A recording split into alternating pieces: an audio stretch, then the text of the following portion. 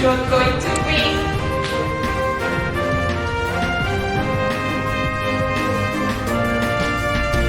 I win again. Oh, again! Oh, I'm supposed to win! Never mind, it's just a game. You can always play again. But I lose twice already. It's just a game. Okay, let's try one more time. Oh no. You're so fast again. I can do it. I like it. How do you do this?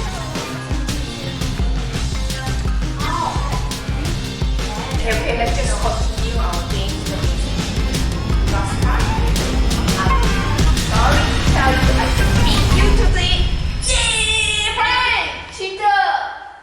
Oh! Yeah, you how can you cheat like that? It's just accident. It's maybe I left the cards there. What accident? Hi guys, this week Meet with Chill, welcome back. And this week I would like to talk about things that matter on the topic to win or to lose.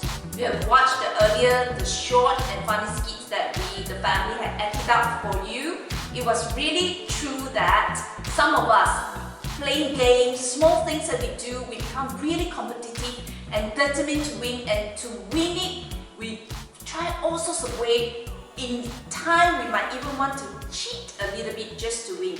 And that just shows that in this love drama that we act out, or in real life, none of us like to be losers. We all want to be called the winners. We want to be the one who win the games, to be the first, to be on the top. I have the privilege to involve 13 youth to answer some of the questions that I have sent to them, and they sent back the video to show us.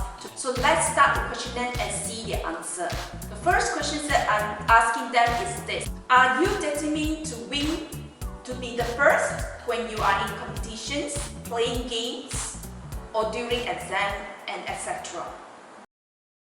Yes. Yes, I am a pretty competitive person. Yes, I am determined to win whether it's a competition. I feel like I have the type of personality where I want to win. Personally, I always strive and determined to be the best at whatever I'm doing. You see, the first questions, out of 13 youths, 12 of them actually say yes. They are determined to win. So from this survey, just a short one, you can see the majority of them want to be a winner. All want to be a winner. It's a norm. Youth, determined to win.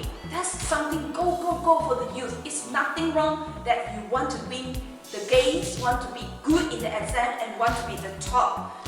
That is what competitive spirit that will move you onwards. That moves us on to the second question.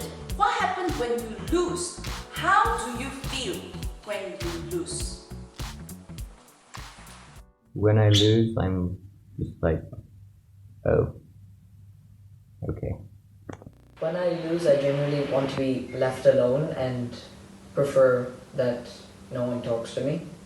I feel sad and I want to improve myself. I know how it feels, but I'm still not happy if failure is not an option. Sometimes I feel sad and angry, but most of the time I like to cheer myself up and try again. I feel defeated and sad. From their questionnaires that being sent out of the 13 of them, all 13 show negative feelings when they are losing. That is true. When we lose, we feel upset, we feel angry at times, we feel disappointed, discouraged, and we feel like to be left alone and no one to disturb because we felt defeated. We felt we can't make it to the point. But even though they have negative feelings towards it, most of the youth, if you have time, that they actually says that they move on from their feelings of negativities and want to do better and check on what they have missed out and they will not repeat it, and to move on from where we are, the loose part, to moving on. That's the key for us to move on with life. From losing, progress on to going to win. That's the right attitude to do. And that points out to my next questions that I asked them, which is related to number 2. Do you actually feel like cheating when you are about to lose?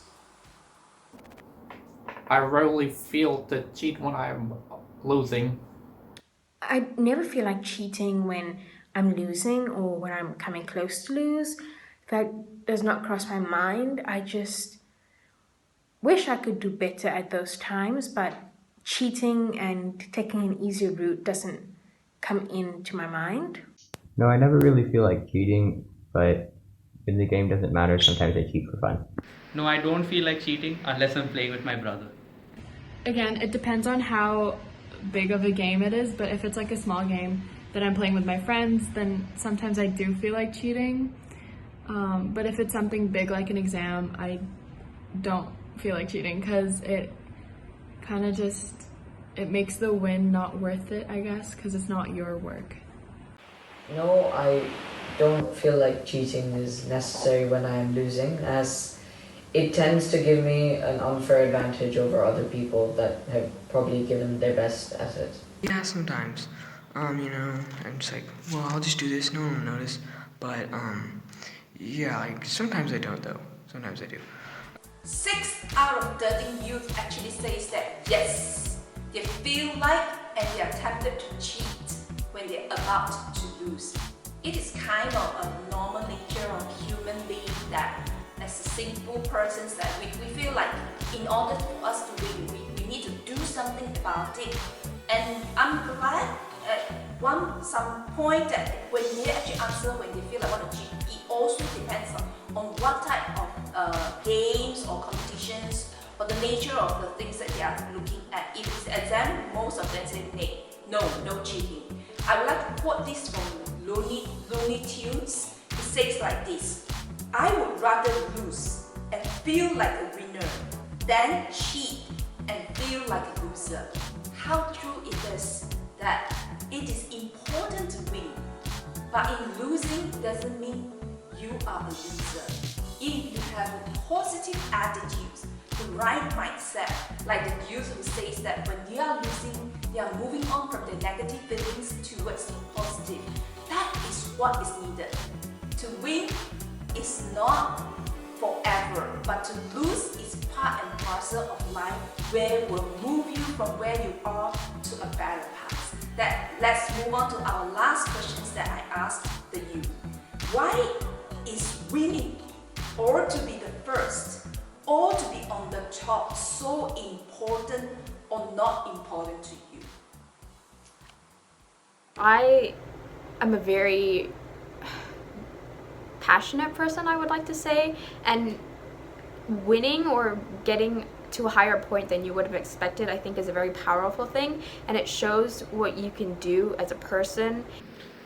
I feel winning is important because you put in all this hard work and effort, and I think you should be rewarded for it, and winning is my way of a reward.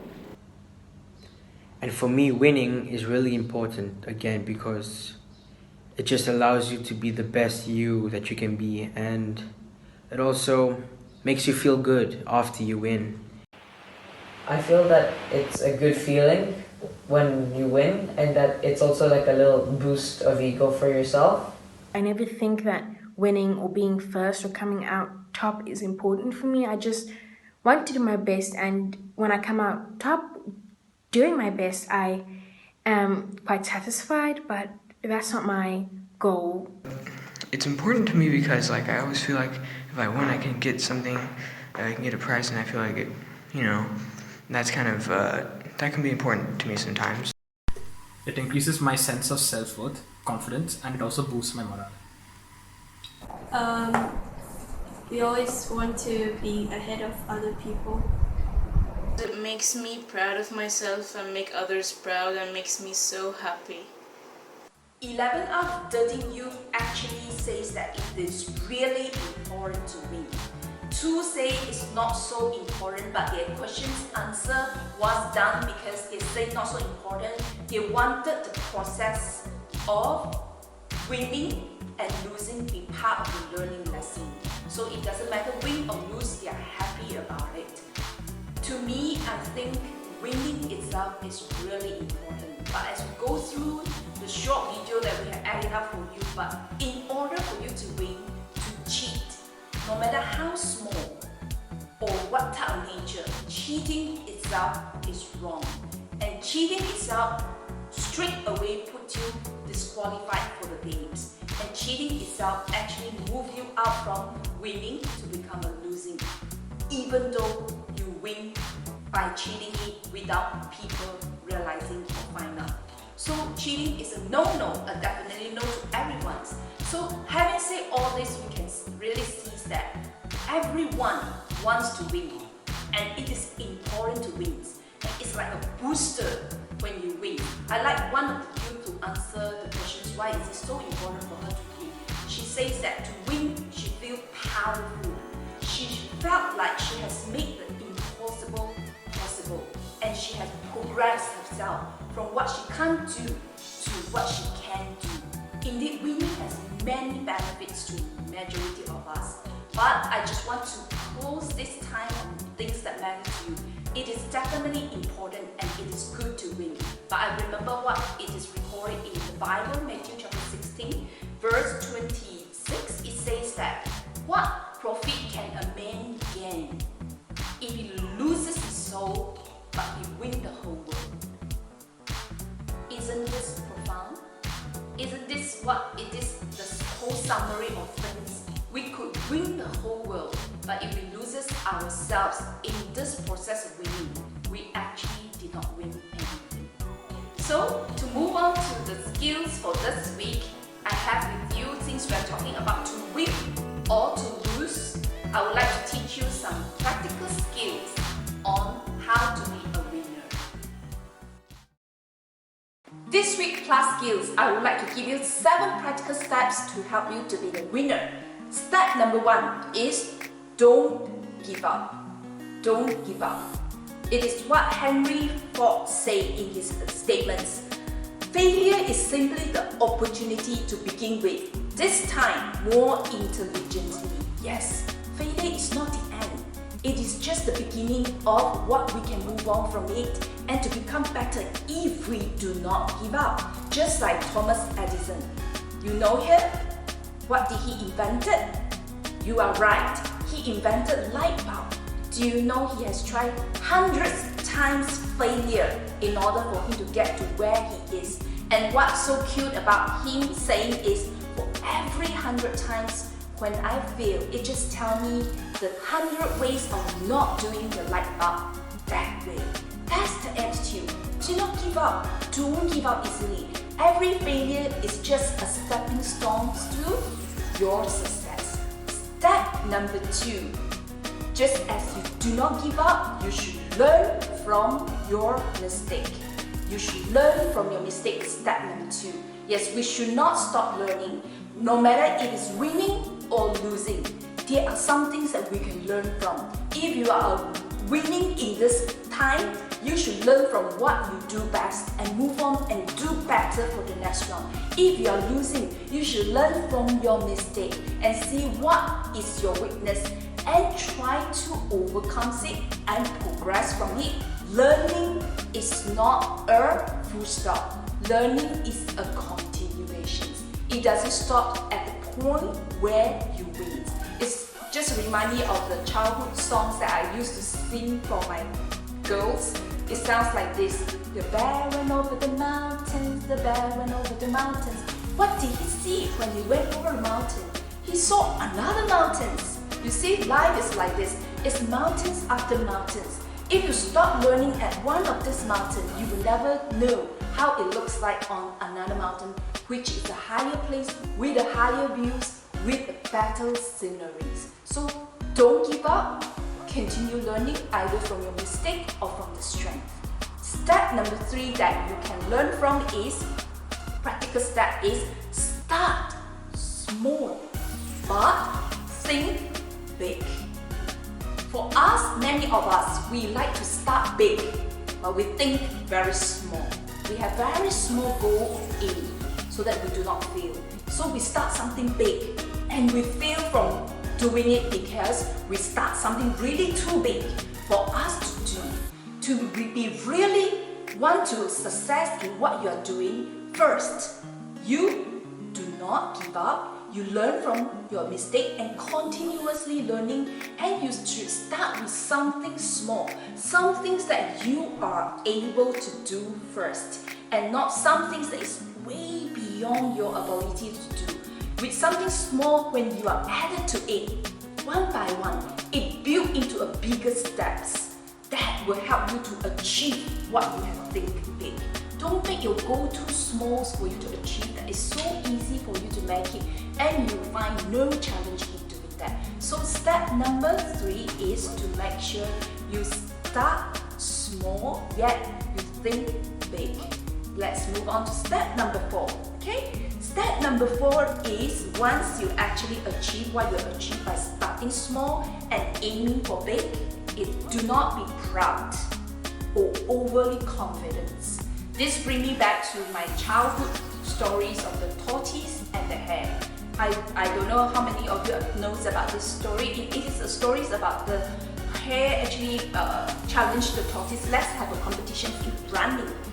The hare or the rabbit, as you know, that can really run really fast. So it is an unfair competition. But the tortoise said, yes, sure, we can.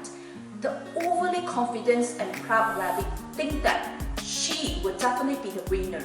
So halfway through the race, she actually rested and fell asleep. That is when the tortoise way past her and go to the finish race. And the tortoise actually win the race. See, when we become proud or overconfident over something that we are so sure of, it will bounce to hit us really hard. When we do not put ourselves in the hard-working mood to constantly learning, constantly doing it. So don't be proud or overly confident in yourself. That moves me on to point number 5, which is in order for you to win, you have to really work hard. You have to really work hard. There's nothing can replace working hard. There's no shortcuts for success. People always say that, oh, I have smart, I have brain, I have intelligence, I have ideas, I have creativities. But you see, all these are very important for success. But it is 1% of your inspirations, and you need 99% of perspirations that will make you and move you to success. So by just 1% of inspirations, you think you can make it, that you are far away from winning. So there's no shortcuts of winning unless you work really hard. Step number 6 is, which is very important, do not compare. If you want to win, don't compare. Don't compare yourself with others. This don't compare is not saying that you don't look up for people who are better than you. You don't aspire to be who they are. This comparisons that I'm talking about, you do not compare with what you do not have with people that you have, and start suck into your negativities and say that I will never be like him, I will never be like her. That will minimize you to be a failure from the start, because you know that in reality, not everybody are good speakers. Not everybody can draw well. Not everybody can be the perfect 100% winners. Everybody has to put certain efforts into it. If you start comparing while you're working on your process, the project you're going to win, you will feel disheartened. You will feel like that no matter how hard you try, there's no way. What for trying? So stop comparing yourself with others. Focusing on your inner strength, what you are really good at.